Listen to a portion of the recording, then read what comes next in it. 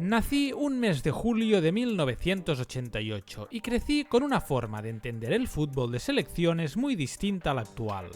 Era una época en la que cada gran torneo parecía escribir una historia diferente. Selecciones irregulares eran capaces de transformarse cuando llegaba una gran cita internacional. Nigeria, República Checa, Croacia, Suecia, Bulgaria, Senegal, Turquía o Portugal demostraron que, inspiradas, podían derrotar a cualquiera. También estaban esos gigantes que, por calidad, parecían destinados a dominar el fútbol mundial, pero que una y otra vez dejaban la sensación de haber podido conseguir mucho más. España, Inglaterra o Argentina reunían plantillas extraordinarias, repletas de estrellas, aunque los resultados no siempre hacían justicia a su talento. Luego estaba Holanda, o mejor dicho, los Países Bajos, aunque para todos nosotros siempre sería Holanda.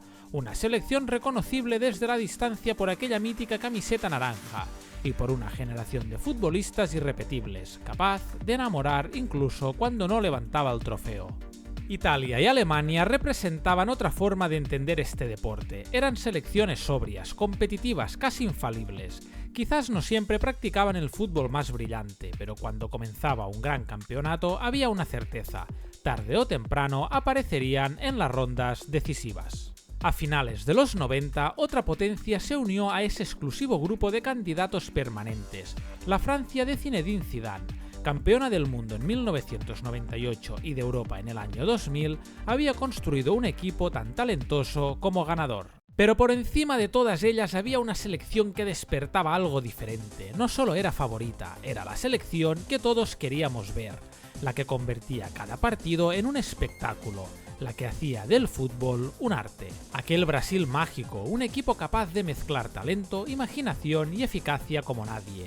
Bastaban un par de jugadas para decidir un encuentro, pero sobre todo bastaban unos pocos minutos para recordar por qué millones de personas se enamoraban del fútbol cada vez que la canariña saltaba al terreno de juego. Mi primer recuerdo de aquel Brasil es una imagen que quedó grabada para siempre en mi memoria: Dunga levantando la Copa del Mundo en Estados Unidos 1994. Aunque mi padre ya me había hablado de Pelé, Zico, Sócrates, Tostao o Garrincha, de una selección que no solo ganaba, sino que había cambiado para siempre la historia del fútbol. Después de 24 años de espera, desde México 1970, Brasil volvía a conquistar el mundo. Aquel equipo reunía a algunos de los grandes nombres del fútbol de los 90. Tafarel custodiaba la portería. Mauro Silva, Dunga, Aldair o Mazinho hacían el trabajo menos vistoso, pero imprescindible, para que el talento ofensivo brillara con libertad. Romario, Bebeto, Leonardo o Raí eran los encargados de recordar al mundo qué significaba atacar con la camiseta verde-amarela. Y entre todos ellos aparecía un joven delantero que todavía estaba dando sus primeros pasos con la selección absoluta. Su nombre era Ronaldo Nazario. 4 años después, Brasil aterrizó en Francia con un único objetivo: revalidar el título mundial. La base campeona seguía presente, pero el equipo había ganado todavía más talento. Rivaldo, Denilson y Roberto Carlos se unían a un Ronaldo que, tras deslumbrar en el PSV, el FC Barcelona y el Inter de Milán, ya era considerado el mejor delantero del planeta. La canariña volvió a responder sobre el césped. Alcanzó una nueva final, aunque aquel mundial estuvo rodeado de un contexto particular. Una historia que merece ser contada con calma y que os dejo el link a un magnífico artículo de Panenka en la descripción del vídeo. En la gran final esperaba la Francia de Zidane, Djorkaeff, Thuram y compañía. Los franceses fueron claramente superiores y conquistaron el título en una noche que también quedaría marcada por uno de los episodios más enigmáticos de la historia de los mundiales: las convulsiones sufridas por Ronaldo pocas horas antes del encuentro. Pero Brasil no había dicho su última palabra. En 2002 llegó el Mundial de Corea y Japón, y con él una selección profundamente renovada. En el banquillo aparecía Luis Felipe Scolari, un técnico con una personalidad y una manera de entender el fútbol diferente a la de Zagallo. Sobre el césped, Ronaldo y Rivaldo asumían definitivamente el liderazgo del equipo. Cafú y Roberto Carlos seguían dominando los laterales, ahora en el mejor momento de sus carreras, mientras una nueva generación de futbolistas como Lucio, Roque Jr., Edmilson, Cleverson o Gilberto Silva aportaba equilibrio, trabajo y solidez. También regresaba, por fin, Juninho Paulista, cuya grave lesión le había privado de disputar el Mundial de 1998. Entre los convocados ya figuraba un prometedor Kaká, aunque todas las miradas se dirigían hacia el futbolista que completaba uno de los tridentes más legendarios de la historia: Ronaldo, Rivaldo y Ronaldinho Gaúcho. Olha só o lençol, que beleza!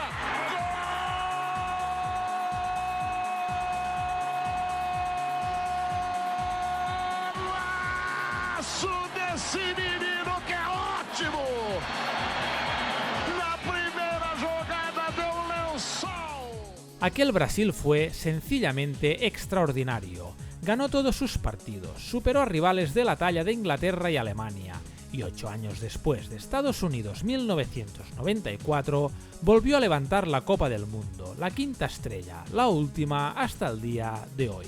Quizá por eso, para toda una generación de aficionados, aquella fue la última selección de Brasil que hizo sentir que cualquier partido podía convertirse en una obra de arte. O voo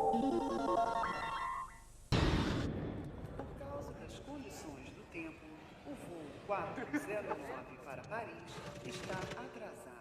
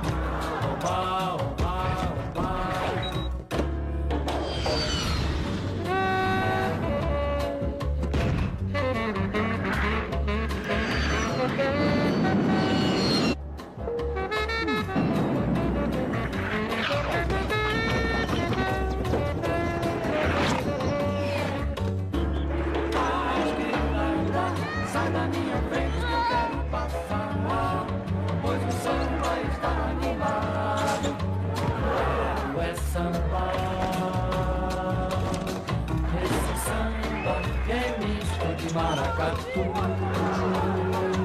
é samba de preto velho, samba de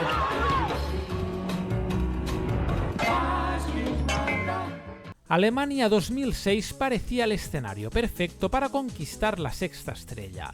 Brasil volvía a llegar como el gran favorito. Es cierto que futbolistas como Ronaldo, Roberto Carlos o Cafú ya habían dejado atrás su mejor versión, pero la selección seguía rebosando talento. Ronaldinho, después de conquistar el mundo con el FC Barcelona, estaba llamado a liderar una nueva generación.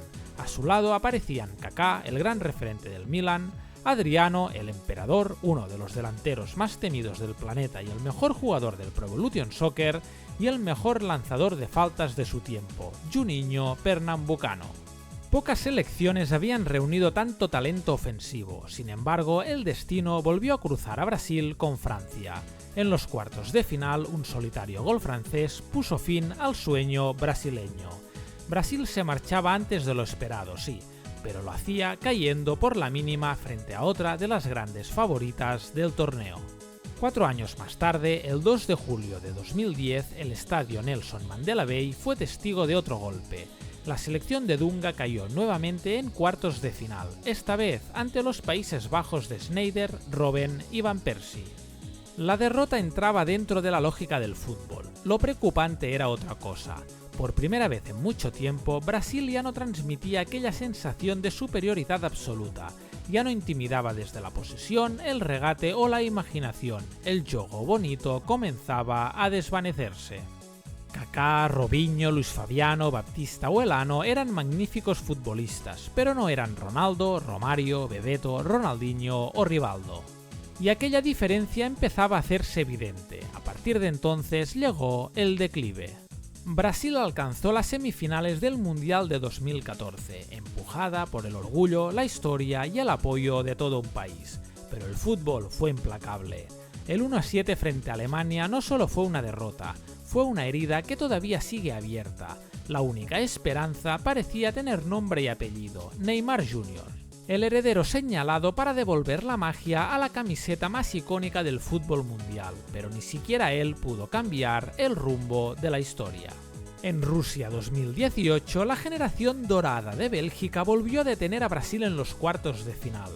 En Qatar 2022 fue Croacia quien apagó otro sueño desde el punto de penalti, y en el Mundial de 2026 la derrota frente a Noruega con un doblete de Haaland volvió a recordar una realidad que cuesta asumir. La camiseta verde-amarela sigue imponiendo respeto, pero ese respeto nace sobre todo de lo que un día fue, porque hubo un tiempo en el que Brasil no solo era favorito, era el equipo que todos queríamos ver, el que convertía cada mundial en una fiesta, el que hacía creer que el fútbol podía jugarse con una sonrisa, y quizá esa sea la mayor nostalgia de quienes crecimos en los años 90.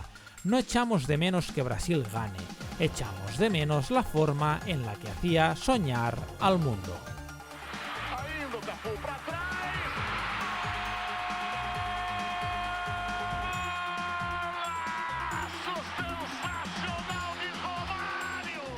Esto es El Día del Balón, tu canal de fútbol retro. Si quieres apoyar el canal, ya sabes que te puedes suscribir. Muchas gracias por ver el vídeo y hasta la próxima, camarada.